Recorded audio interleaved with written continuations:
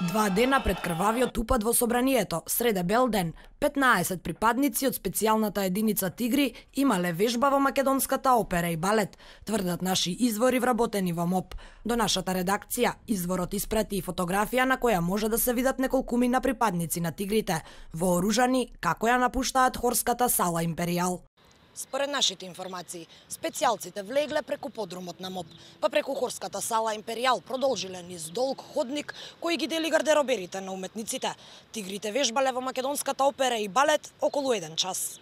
Директорот на македонската опера и балет Игор Дурловски ниту ја потврди, ниту ја демантираше информацијата.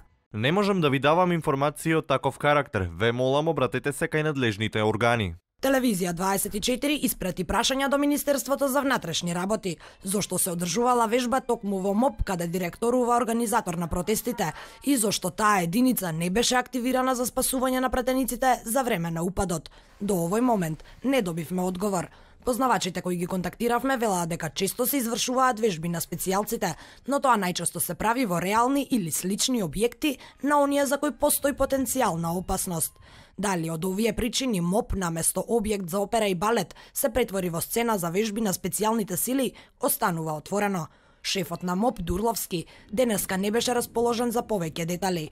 Тој беше еден од организаторите на протестот ноќта на крвавиот четврток. Пред 2 дена се откажа од организаторската улога, но се уште ги посетува протестите.